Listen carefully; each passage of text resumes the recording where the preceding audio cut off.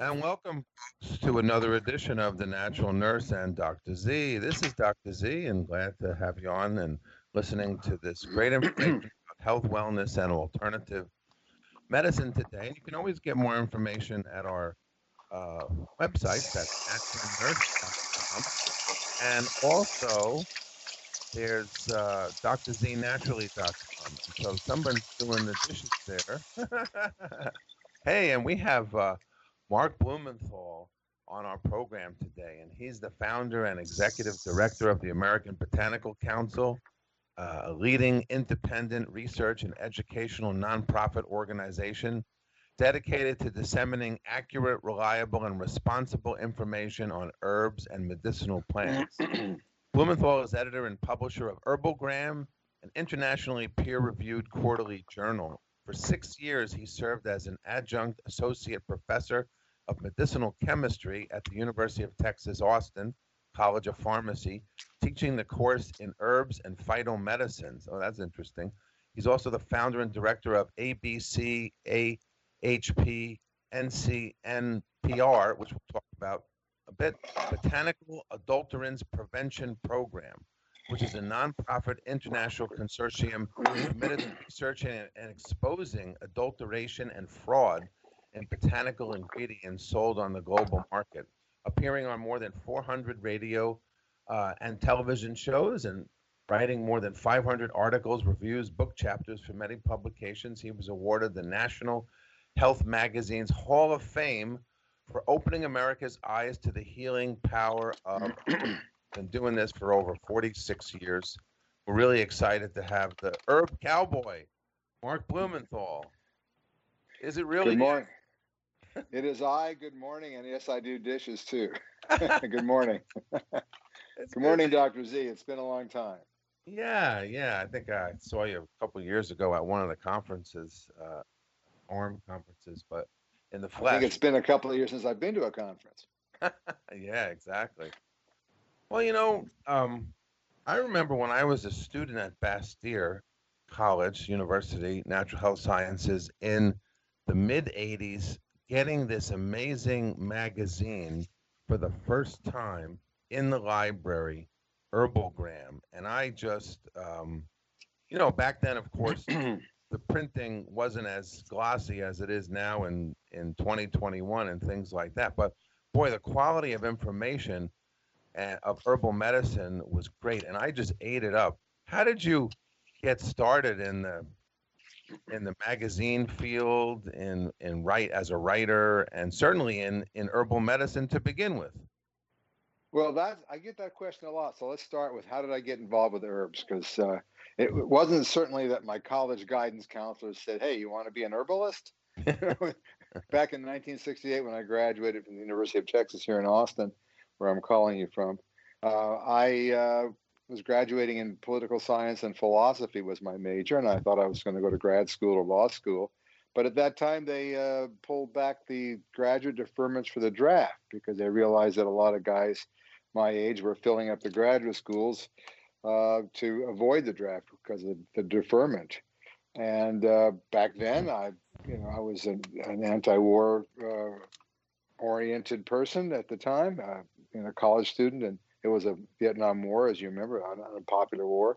So I became a vegetarian as basically a war protest. It was my way of saying I'm not going to cooperate or be part of a consciousness that allows for the killing of human beings in the way that it's being reported on evening news like it was a baseball or football score. I mean, you used to watch the 5 o'clock news with Walter Cronkite, Chet Huntley, and David Brinkley, and they'd have little scores up in the top right, like numbers of how many U.S. and Vietnamese soldiers had been killed that day.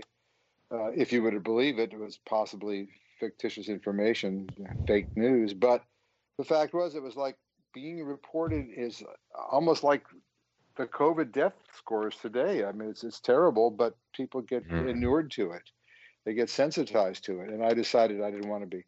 But long story short, I started going to health food stores such as they were back then. They were pill shops with foods for special dietary use, for diabetics and low sodium diet type things for hypertensive people. there weren't the whole food markets of today, and I started just looking for ways to complement protein through vegetables and non-meat sources.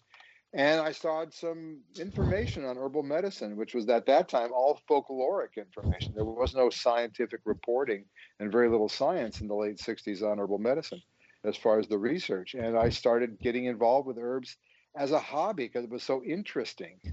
And I just took it up, and I became more and more interested, and lived on a commune near Taos, New Mexico in the early 70s, and got more interested in wild plants and wild food, wild edible plants. And one thing led to another. And back in 1974 in Austin, I started a small herb wholesaling business with a friend that grew for 12 years to be a fairly good-sized herb company, wholesaling to health food stores and others. And during that time, I got more interested in the idea of advocacy for herbs and research and education and quality control for the industry.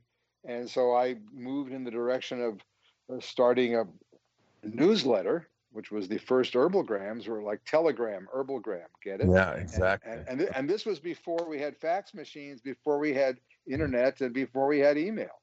So, if you wanted to get information out to somebody, you had to print it out or mimeograph it on an old mimeograph machine, and staple it and fold it and stick it in an envelope and lick it and address it and stamp it and send it out. And that's what we did back in the day. And so HerbalGram started out as an 8-page, then 12-page newsletter for 5 years. I did it quarterly for several herb organizations that I was a co-founder of. One of them is still the industry association, the American Herbal Products Association.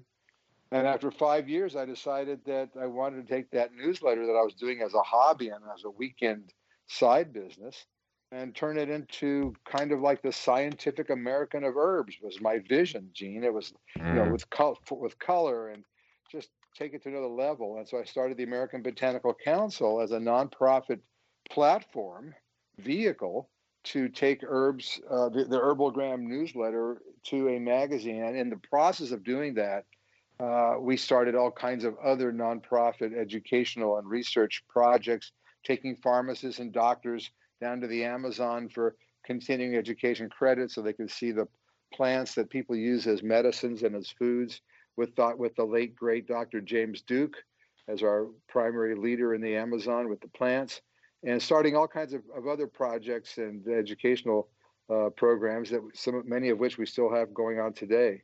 So this whole thing started because I chose to become a vegetarian as a war protest in 1968.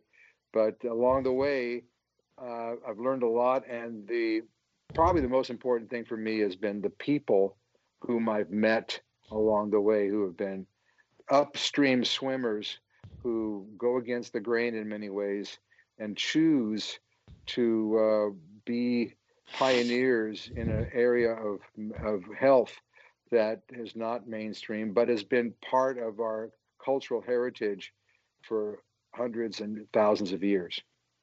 That's what attracted me to it too, plus my getting healthy in Jamaica, starting out as a marine biologist and then being cured by a Jamaican bush doctor, and realizing that he didn't have a high school degree even, but he knew more about plants than any other person that I've ever came across, as far as at least the ethnobotany. And I actually got my start thinking I was going to become maybe an ethnobotanist like Mark Plotkin or one of those guys. So that's kind of how I got into.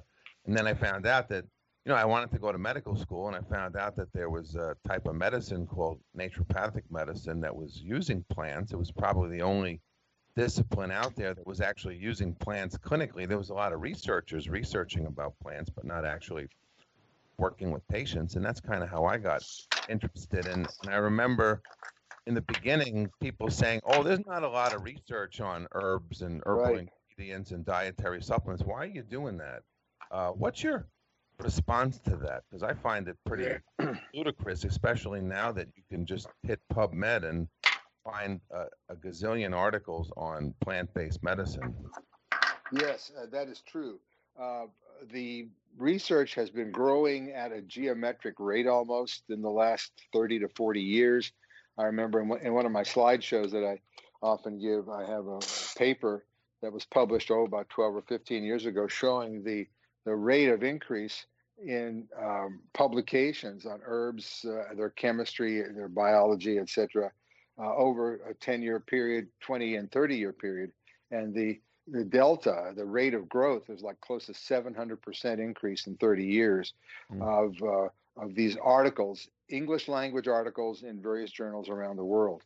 The problem was, when I started out in this field, in the educational part in the early 80s, even though I've been studying herbs since the late 60s, early 70s, there was no information, especially on the research that was going on in Germany, who was at the time leading the world in clinical research on botanical medicines clinical research from a Western kind of modality, scientific research, pharmacology, clinical trial design, etc. So what was happening is, one of the things we started doing in HerbalGram in the middle 80s was to start to report in summary form the news about these publications that at that time, Gene, were not being cited or indexed in the PubMed database by the U.S. National Library of Medicine. So a lot of the stuff that we see today has been added over time as new journals come out, and et cetera, because of the popularity and the growth and demand by consumers, researchers, and health professionals for more scientific information, much of which didn't exist back then. But as it started coming online, so to speak, before online, I should say, before it started getting published, it was not being communicated into the United States. So the American Botanical Council, and our publication HerbalGram, which you mentioned earlier, that you read when you were a student at Bastyr University, or Bastyr College back then, right. We were one of the very first to start communicating the fact that there's been research done on this herb or that herb, even though it was published in a German journal, medical journal at that time or whatever. And so this whole thing has exploded in the last 30, 40 years. No kidding. Why has U.S. doctors been resistant to follow the world view of botanical medicine? You know, when I look at, like you said, the research from Germany, or the research in the former Soviet Union or other places around the globe, they are, a lot of the articles are published there. I've even seen journals, really quality, good stuff out of Iran and Iraq and places like that, where they're researching their plants and they have this real respect for their ethnomedicine. Here we kind of lost respect, and I know, you know, I teach medical history. I kind of know the answer to that, but I want to hear from your perspective as to what, maybe tell the listeners what you think happened and why it's like. In other words, why when you go to Harvard, don't they have a department of, a Mark Blumenthal plaque on the wall, Department of Phytomedicine? Yeah, right. Well, they won't have a Mark Blumenthal, but there should be somebody else, Andrew Weil or someone else, perhaps. But a couple of responses. First of all, Iran. You're right about Iran. Very high output of research coming out of the universities there, especially the one in Tehran. Very active group there. Germany for sure. Russia, not so much as far as the quality. We did an article about 10 years ago or so by a Soviet researcher, and the quality of the clinical trials in the Soviet Russia and after Soviet Russia. I was thinking of the old adaptogen articles back, back in the day. Yeah, and we can let's sidebar that and talk about that in a minute. The Russian research was not as high quality as far as the quality of the controlled trials that you came out of Germany, and even then, back in the day, the quality of the trials have increased. But to answer your primary question, why is it that U.S. physicians don't seem to be as open to or aware of and accepting to the idea of botanical medicine, phytomedicine, herbal medicine? And the answer is primarily one of education. They're simply not educated on this. I mean, if you look at the situation, and Andy Weil used to rail about this 30 years ago, and the situation has improved slightly. You know, there's hardly any nutritional information, much less herbal information, being delivered in a cogent and systematic way in medical schools. And part of the problem there is, of course, nobody wants to give up their slots in the curricula, and so the medical curricula is often heavily influenced by by donations and scientific pressure from the pharmaceutical industry, which underscores or underwrites a lot of medical education with donations to medical schools and things like that. So what you have is a very Western pharmacology, conventional drug-oriented medical education, and very little information on nutrition. There's hardly any nutritional biochemistry. Sidebar, it's my belief that all physicians and pharmacists should have at least one, if not two semesters of nutritional biochemistry as preconditions to even studying pharmacology, because it's important to understand the biochemistry of the human body and how nutrients affect that in a positive health promoting way. And so they can actually have a better understanding of how nutrients and dietary changes can have beneficial impacts on their patients before they start resorting to the next level, which would be using drugs. Unfortunately, as we all know, and the stereotype is many physicians, most of the physicians tend to go for the pharmaceutical drug as the first line of defense, so to speak, or the first modality they're going to use for a patient after they've done a diagnosis, rather than looking at the diet, the lifestyle, and some of the more time-consuming and softer natural ways to get people to find a path to better health. So it's an educational issue, and we were saying this 30 years ago, and it's still true today, even though it's modified somewhat. You have the Academic Consortium for Integrative Medicine, which includes about 75 medical schools in the United States, maybe more, that has really gotten to be fairly strong in the last 20 years, with some financing from some wealthy individuals, and that is changing slowly, but it's very slow. And this academic consortium of integrative medicine, has schools that actually teach integrative medicine and or have research centers on integrative medicine and or actually have clinics that actually utilize integrative medicine to qualify in the consortium. Has to have 2 out of 3 of those criteria met. So there are some changes happening, and it's slower. And there's some younger doctors coming out that are more open to the idea of using botanicals and dietary supplements and other natural means, softer, less conventional pharmacological ways of treating their patients. But it's a slow it's a slow movement, very slow.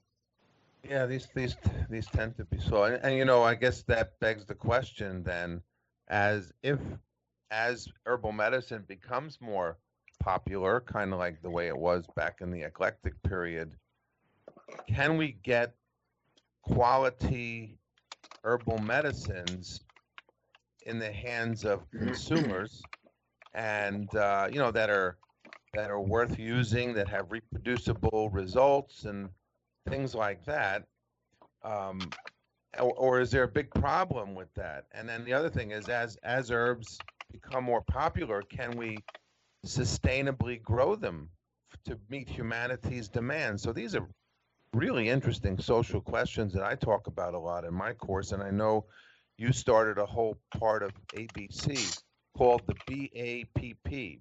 What is that, and how does that function? Thank you. The answer to your first question was, can you get herbal products, herbal dietary supplements that are high quality and reliable? And the answer to that is yes, just to make sure you understand the overall question here. There are many companies that take great care in managing their supply chain to ensure that they have high quality ingredients. They properly qualify their vendors, their suppliers, as is required by law, under the GMPs, the good manufacturing practices that are enforced by the Food and Drug Administration, or supposedly enforced by the Food and Drug Administration. They have a hard time enforcing all of it because it's such a big industry now. Mm-hmm. But there are good companies with making reliable products that consumers can rely on and feel comfortable with.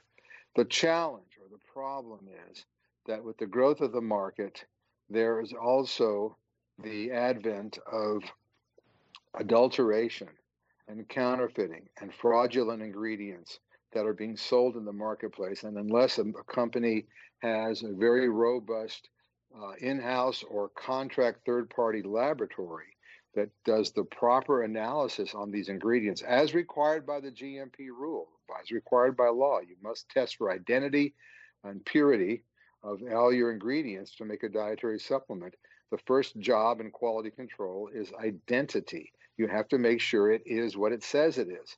And that is a problem that we've been addressing now for 10 years with the Botanical Adulterants Prevention Program.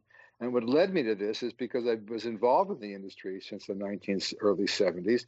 I saw that there were chances sometimes where there'd be mistakes happen in industry. Sometimes it's not common, but sometimes somebody will mislabel something or mix a bag of something in with something else that shouldn't be there, and it can be a problem. So there's a possibility of accident because people aren't trained properly or whatever. This is theoretical and an actual possibility that sometimes something can get adulterated or diluted or misbranded because of an accident. But more commonly, probably, is intentional adulteration, intentional misbranding, intentional dilution with something cheaper, where that diluted material, the cheaper material, is not labeled on the certificate of analysis or the sellers, when they sell a ton or 10 barrels of some kind of powder, they don't say that it's got 30% or 40% of something of X in it, where X is a cheaper material designed for the economic benefit of the seller and the economic detriment of the buyer. This is what fraud, it's fraud. And here's the thing. We started this program to alert industry of these problems and help industry and the responsible members of the industry utilize best practices so they can protect themselves from from being victimized by the unscrupulous sellers of fraudulent material. And so there's a lot of good companies that utilize and support what we do and utilize. Currently, I think we have 62 or 63 peer-reviewed papers and documents about quality control, peer-reviewed by reviewers from the United States and around the world, experts in academia, industry, and even government scientists. And it's all the information that we have on this is free access on our HerbalGram.org website under the Botanical Adulterants Prevention Program, so that industry companies, sellers, or manufacturers anywhere in the world can utilize our material to help ensure they're using the right laboratory methods to detect fraud. Because let me give you an example. Let me give you an example. It's unfortunate, but it's true. There are companies out there that are selling raw materials, or usually extracts that have been manipulated, herbal extracts that have been manipulated in such a way as to try to fool the testing procedures in the lab for the identity of the material. So it's a fraudulent material, but the lab tests show that it's okay because it meets certain specifications set by the test method, because the test methodology has been gamed. It's been tricked by the fraudster that has actually produced an extract that'll look like what it's claiming to be, but it's not really what it claims to be, and therefore rendering that laboratory method invalid, even though many people may not know this. So the worst example is saw palmetto. And I've been a user of saw palmetto for 25, 30 years. I no longer use it. Well, I'm 74 now, so I've already past the point of where I was using saw palmetto very successfully. I was using a German saw palmetto product that was clinically tested with nettle root extract. But that's available by an herb company here in the United States. I won't say the name, but the point is I was using a reliable, high quality saw palmetto extract, and there are many that are made here in the United States because saw palmetto is a Native American medicinal plant used in modern herbal medicine, as you know, to help reduce symptoms associated with BPH, benign prostate hyperplasia, in middle age and older men. So saw palmetto historically in the last 30, 40, 50 years or longer has been sometimes adulterated with different cheaper vegetable oils that were added to the oil that comes from this fruit of the saw palmetto plant, this small dwarf palm that grows in Florida, and it grows nowhere else in the world. It's from Florida, basically, in southern Georgia. And what some Chinese company has done, or companies plural, is they've taken animal fat from chicken lamb, pork, and beef, taken that fat, they've cooked it down and separated the different fatty acids that make up that fat, recombined the fatty acids so that they meet the profiles in the United States Pharmacopoeia criteria for what constitutes saw palmetto. And so the test method that is based on that United States Pharmacopoeia, one of the definitive legal standards for quality control or quality assessment for herbs, that USP method is no longer valid because the fraudsters in China, and by the way, there's many good quality products and ingredients coming out of China. I'm not picking on the Chinese, but it just happens that this is where this seems to be coming from. They've actually figured out a way to fool the analytical testing method using animal fat components recombined in a way that fits the national standard. Well, this is abominable. This is an abomination to somebody who's a vegetarian, right? Maybe a Buddhist or Orthodox Jewish or a Muslim, depending on what your particular philosophy or religious preferences are. So, and not only that, it just should be abomination to anyone who believes in fair trade and legitimate commerce. And one of the things the first article we published of the 62 articles we've made available so far was an article in our journal HerbalGram on the history of adulteration and fraud in herbs, spices, and botanical drugs going back 2,000 years. Because the point is that people have been cheating in commerce going back to the beginning of society, and we documented in this peer-reviewed article on the history of medicine, in effect, it's the history of herbal medicine, ways that people have adulterated, putting sand in the cinnamon or whatever to increase the weight, all kinds of ways that people have cheated, and different ways that the reputable, honest people have tried to figure out how to protect the consumer from such problems. Even Connecticut, Mark, is called the nutmeg state, and that was because they would adulterate. They would stick a fake nutmeg in and then sell it. Nutmeg was a very difficult to get spice, and from somewhere in Indonesia, I think, is where it came from originally. And so they ended up calling the Connecticut salesman. I'm talking about that because that's where I'm broadcasting and live now, the nutmeg state. So that's kind of interesting. So yeah, people have been duping. Now, I mean, they're able to dupe even the mass spectroscopy and gas chromatography and advanced physics machines that the companies use? Yes and no. It depends on the analytical method that you're using the machine for. The machine is only the machine, but there's different methods that you use with the machine, and it depends on which chemical compounds or group of chemical compounds you're trying to identify the presence of as a marker or multiple markers of identity. So what happens is they'll stick a chemical or a group of chemicals in from a cheaper plant that you can get it cheaper into an extract. And if you're just looking for one chemical marker and you find it there and you say, okay, this is X because we found this chemical in here or this group of chemicals, that group of chemicals may have come from a different source. They've been added there in order to give so that the machine will say, yes, we found this chemical. So sometimes what's necessary is a group of different chemical or other types of analytical methodologies, different methods, in order to ensure that you have the right stuff, which increases cost and increases time. And that's something that people, may or may not be willing to pay for in industry. So it's a problem that's been around for years. I mean, there's fraud in the wine industry, there's fraud in the fish and food industries, there's fraud in the olive oil industry, and we've got papers on that. Food fraud and fraud in the herb and spice and botanical medicine industry is not something new. It's something that we are shining a light on to try to give, at the end of the day, help improve the supply chain for consumer products, so the consumers can have more reliable confidence in the products they're taking.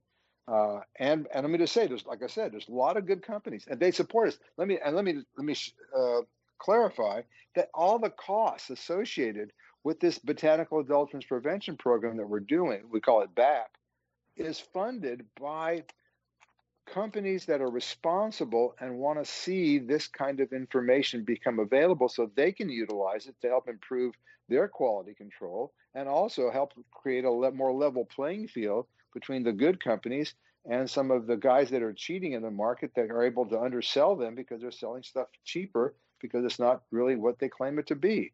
So this is an industry funded program that we're talking about. We're very clear about that. We're very grateful for that because we're grateful to our friends and who are the responsible leader and members of the herb and dietary supplement industry in the United States and other countries. This is an international program that we're operating.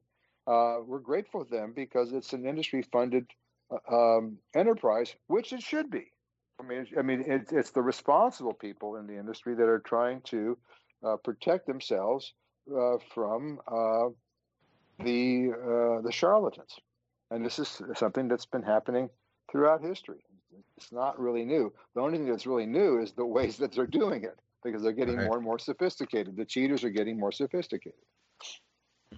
So when you look at herbs, very popular herbs like turmeric now, and even echinacea and goldenseal and things like that, you find that it even affects those very commonly sold plants as well with this adulteration. Yeah.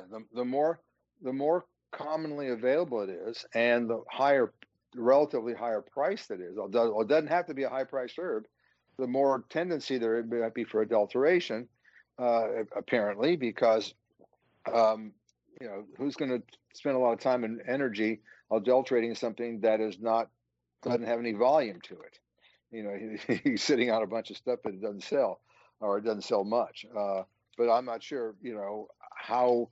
It's hard to know where all the adulteration is, because you'd have to do massive testing on each item on a global or national level, and that's very, very expensive and time consuming, et cetera. So Goldenseal, you mentioned, yes, there's been adulteration of Goldenseal with materials that are yellow in color, because Goldenseal is a yellowish greenish herb. Also adulteration with other herbs that contain berberine and some of the other I think they're alkaloids that are part of that berberine, cannadine, hydrastine group. So that could be like from Chinese or Indian coptis root, gold thread root, much less expensive than Goldenseal, which is again a Native American medicinal plant from the East Coast and the Appalachian area primarily. And Goldenseal, so it's a North American medicinal plant, but Indian and Chinese coptis gold thread contains berberine in it as well. And so they can take, and I remember back in the 70s, there was a company in New Jersey selling Goldenseal root powder when nobody had Goldenseal. There was like a shortage of Goldenseal. It was very hard to get. The price was going up. It was a supply and demand thing. And this company that had never really been involved with the herb industry before started selling Goldenseal relatively inexpensively, or at least what they were calling Goldenseal. And then it turned out that it really wasn't Goldenseal. It was coptis root. But if you just did a berberine analysis, and that back in the day, that's what you looked for, was berberine. Right. This chemical found in Goldenseal, which was this bright yellow alkaloid, you found it in there, and people were saying, okay, it meets the test for Goldenseal, because the test was inadequate. Right, because Goldenseal has hydrastine, and that's different. Different isoquinoline alkaloid. Yes, isoquinoline. Yes, exactly. Exactly. What about? So, go ahead. Finish. That was in the 1970s. I remember late 78, 79 when that was happening. So that was 40 years ago. Yeah. So I guess to answer or talk about another question with consumers, mm-hmm. they look on Amazon and other places like that, and they often look for the cheapest herbs. Yeah. And that might not be, some of those companies may not be part of the consortium, the BAPP consortium, and they might be getting some fraudulent products. This is why I tell my patients to kind of use what I prescribe. I mean, I went to school for a long time. I teach botanical medicine and phytopharmacology at UB for over 20 years. no reliable products, and I've seen them work clinically. Use these things, but you still have patients that don't listen, and they just kind of get whatever's out there, and then they don't get results, and then they Yeah, come right. back and say, "Hey, Dr. Z, you're not getting results," or it flies in the face of naturopathic doctors or herbalists, So Exactly. that's kind of a whole other issue, but is having the herbs work. Well, that is one of the main issues, because here's the problem. There's two clinical or therapeutic results that occur with adulteration. One is potentially there could be an adverse effect. It could be a safety problem. Fortunately, and I want to emphasize this, most of the adulteration that we've been able to confirm that's happening in the world market, especially as it relates to the North American herbal market, is really an economic problem of adulteration and fraud, but not a public health or safety problem. So the good news, if you will, and I'm doing my air quotes in double here. Right. The good news is that even though there may be adulteration and fraud going on in some of the supply chain and some of the herbal products, which is the case, it's not going to cause an adverse reaction or a safety problem in principle. So that's not really the issue. The issue is, as you were suggesting earlier, is that they may not work.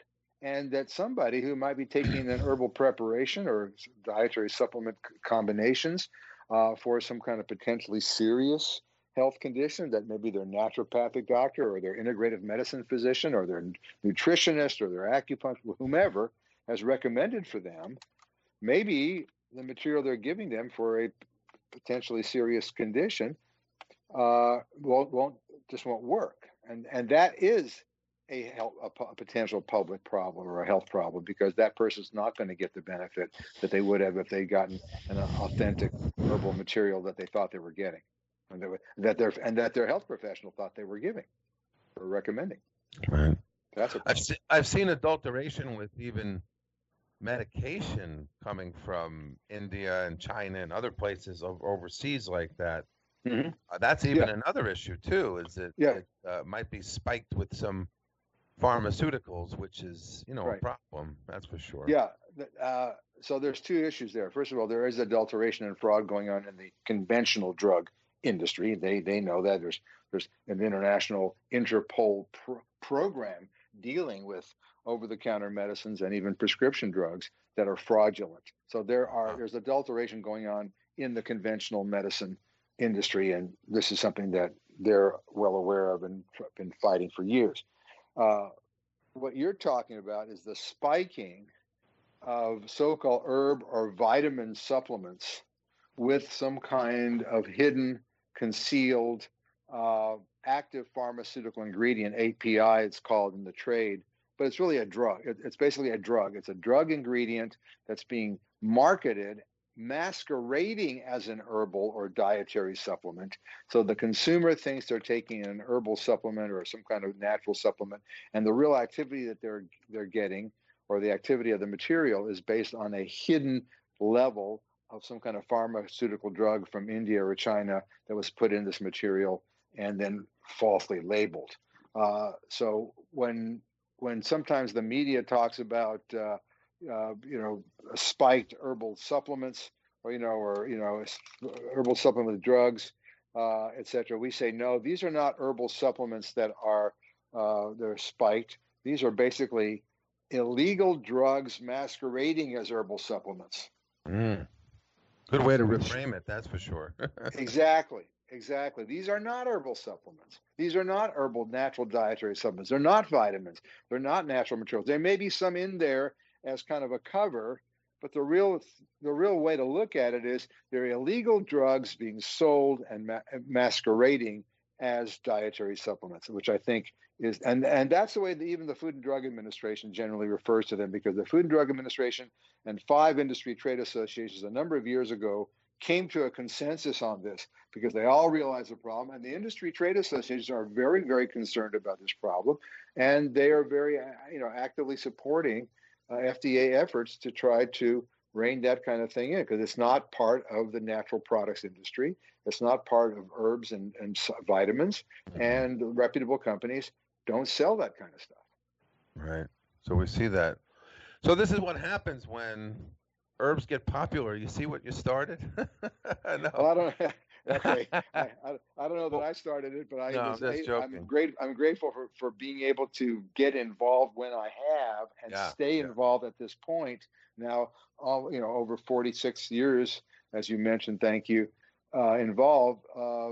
I'm, there's some of the best people in the world that I've ever met have been people I've met through my herbal research, my herbal activity, and the community, in the industry, and in the community at large. I'm talking about scientists that are ethnobotanists, pharmacognosists, which are scientists that study drugs of natural origin, usually from plants, and other people that are herbalists, etc. Some of the most incredible people I've met, and you probably would say the same thing, are people that we've met through our professional affiliations in this field. Absolutely, yeah. And so, we want herbs to continue to flourish and not become endangered, and be able to still serve humanity, because we have a calling in this medicine to use the herbs and natural ways, or at least give an option to patients. That's the whole key, is there's some freedom of, you should be able to try these things, and I guess there's a debate, should you be able to manage your own conditions with herbs, or do you need drugs? And we believe in naturopathic medicine, in the therapeutic order, that there's a time and place for both interventions, but certainly we need the herbs and quality herbs to be around, and that begs the question about sustainability. I remember I was talking with Ellen, of course, the natural nurse, my partner here. I know Ellen. My regards to her. She's on vacation today, but yeah, we'll give her a good shout out. I remember when hypericum, when St. John's wort came out as being kind of what, quote unquote, the alternative to Prozac, which of course it's not. As holistic practitioners, we look at the whole person and a holistic model of depression and things like that. But basically, people were going and like ripping out hypericum fields and just going bananas, like anything that gets out in the media. Same thing with echinacea and things like that. So what is sustainability? What's that from an herbal perspective? Thank you for asking the question, because it's very important. Sustainability means that whatever you're producing can continue to be produced if you're farming it and you're doing it in a way that is consistent with organic and natural methods, so that there's that you're being not only sustainable but regenerative, which is another layer of advancement in the agricultural field, in cultivation.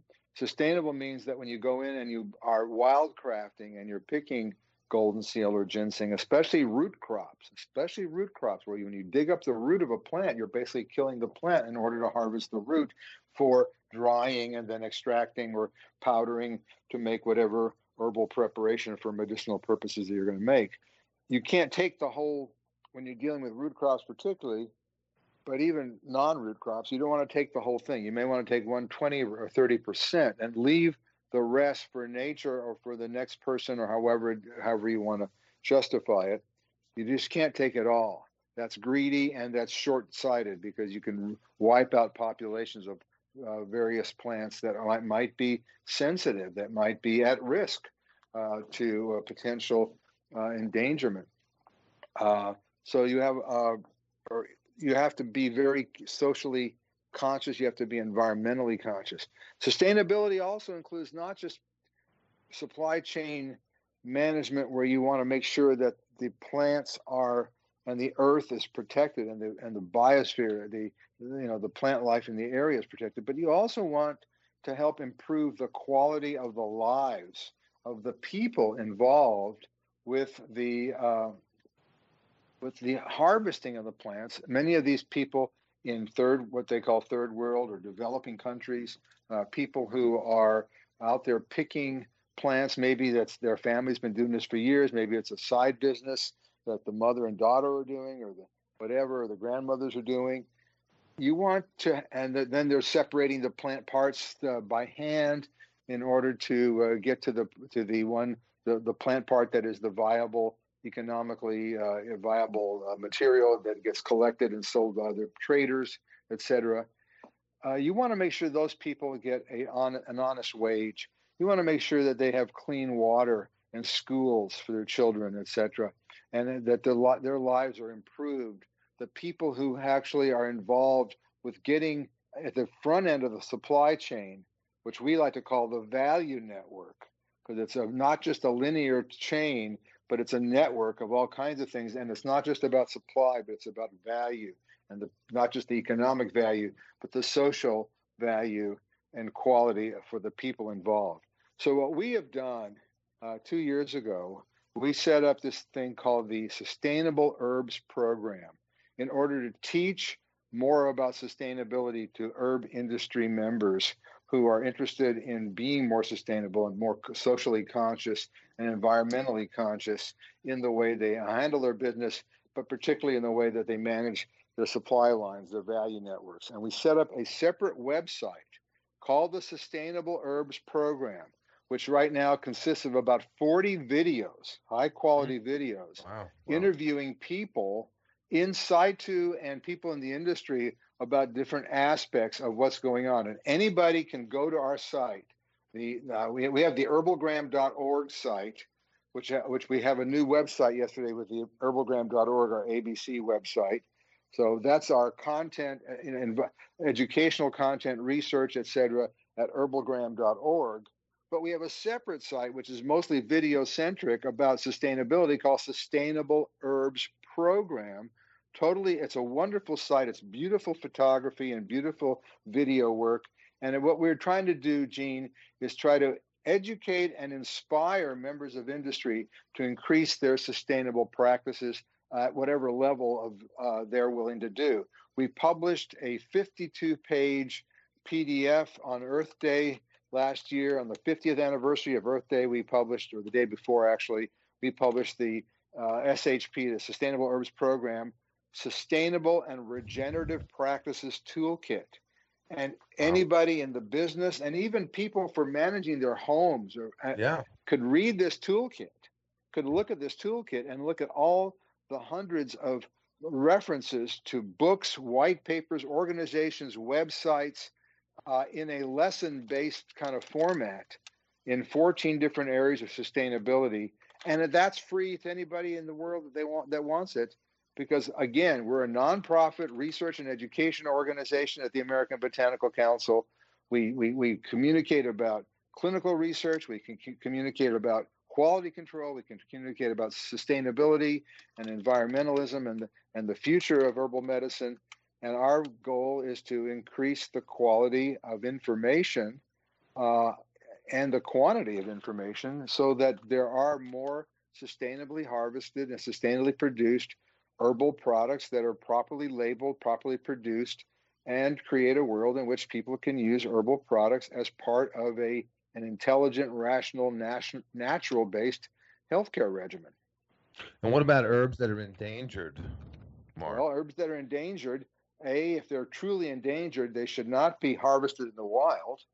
Now, what happens is there's a movement, and it's been going on for a couple of decades, a movement to actually farm or cultivate herbs that might have otherwise been endangered. So you have several different movements. You have people that are farming them. We have people that are doing forest farming, where they're growing herbs in a forest-like environment, so that they try to simulate the natural environment for that herb instead of it being in a farming, strictly cultivation area. So some herbs that are at risk, and that includes threatened or endangered. Endangered is the most serious level of concern. There's also threatened, and there's also just at risk. So let's just refer to all these things as at risk in a sense, just to put them together. There's a growing consciousness internationally among people at different levels of the herbal community on dealing with at-risk herbs, so that they are not threatened with extinction because of overharvesting. But one of the big problems is not just overharvesting, which is a potential threat, but there's other threats. Urbanization, the growing suburbs, which cuts down a lot of natural habitat for plants, is one reason that some plants become more rare. There's herbivores like deer in the forest that eat plants. There's climate crisis. Climate crisis, which is a real big problem. We've had 2 cover stories in HerbalGram 11 years ago, and then this last year, showing what the effects of climate change are on some herbal medicines, especially the ones like, for example, the ones in alpine regions. Because as alpine regions warm up by just 2 or 3 degrees, those plants don't have legs where they can go up the side of the mountain to a colder altitude. They're stuck there pretty much. And what happens is some of these some of these Arctic type plants are potentially at risk, or actually at risk, because of global warming. And that's a real issue. It's a real threat.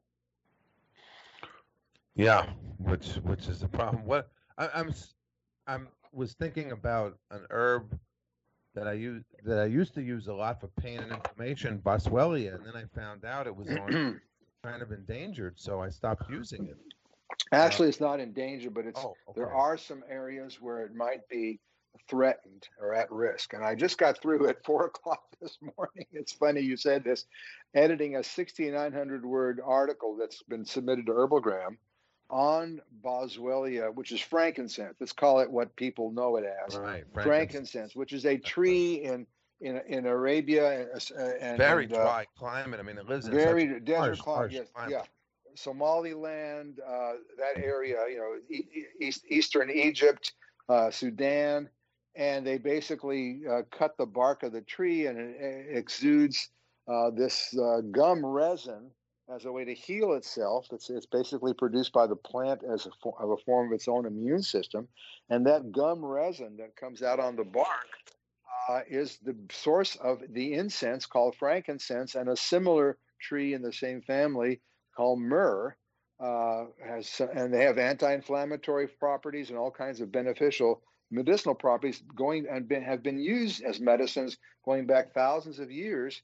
There is a global frankincense alliance that has been formed in the last since November 2019 at a conference where I was at in Cyprus, and I was just editing this article that we're going to be publishing in HerbalGram about the issues related to frankincense sustainability and the efforts of this global frankincense alliance, which is getting industry players together, because frankincense is the source of, as you know, not just Boswellia extract used as an herbal medicine, but it's also the source of frankincense essential oil.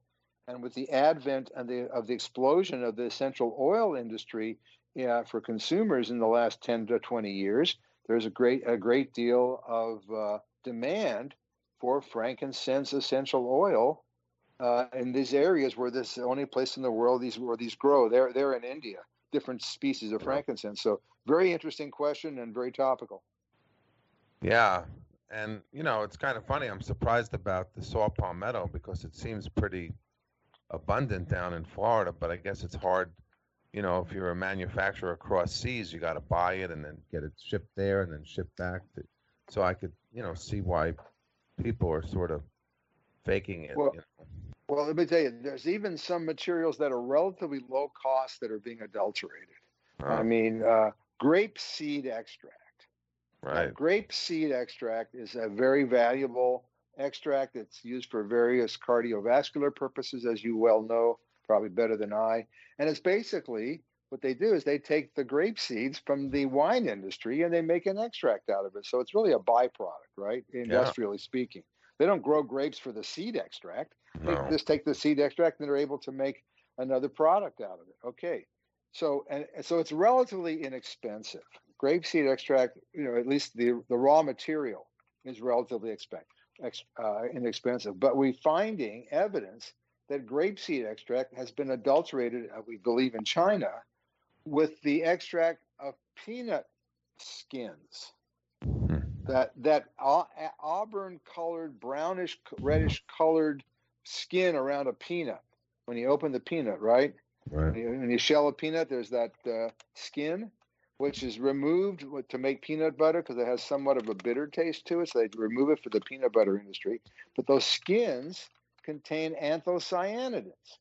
And anthocyanidins are some of the valuable materials that are found in some of the grape seeds extract. So what they're doing is they're taking a relatively low-cost commodity, grape seed, and making an extract out of it, and then adulterating it, cutting it or diluting it with extract made from peanut skin, which is even cheaper. Wow. And so I guess you had to sell a lot of it to make any money because it's I mean, I don't know what the economics are. We report that, by the way, in our Botanical Adulterants Prevention Program bulletins.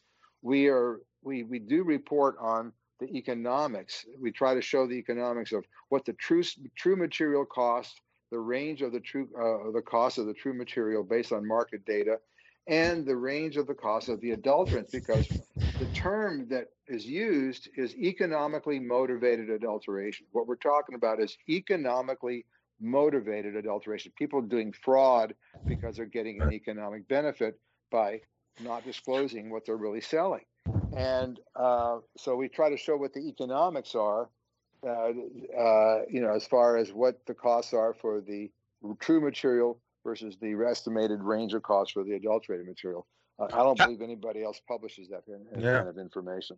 How could our listeners? We're running out of time, unfortunately. How could the listeners help out with? They could help you out there in your crusade there, Mark. Thank you.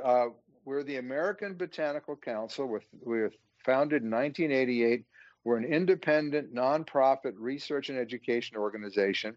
We've got thousands of members that include consumers, healthcare professionals, researchers et al. You can go to HerbalGram.org, HerbalGram.org. Tons of information you can look at, and you can join us for as little as $50 a year and get our beautiful four quarterly issues of our 4-color, beautifully published magazine, HerbalGram, as well as a weekly newsletter for free that basically talks about, and that's free just for registering on our site. You can just register at herbalgram.org on our site, and you can get free newsletters like the Herbal News and Events, which talks about all kinds of webinars that are available in the coming months, webinars and conferences, review of some of the literature published in the media in the last week or so. So you get all kinds of free stuff just by going to our website, herbalgram.org, and just registering. We'll send you some free newsletters, and you'll get also, if you join ABC, you'll get the HerbalGram magazine as well as other stuff, and you'll support the nonprofit research and educational work that we do. By the way, we have members in 80 countries. Even though we're the American Botanical Council, we have members in 80 countries, so we basically have become somewhat of an international organization, because at the end of the day, the trade in medicinal plants is an international phenomenon, and the use of medicinal plants and the research is all international, especially now that we're all glued together through the internet. Mark Blumenthal, I hope you didn't think that this was a waste of time. No, it's my pleasure. I enjoyed it so much. And that does it for another edition of The Natural Nurse and Dr. Z. We want you to stay healthy, folks, and stay informed.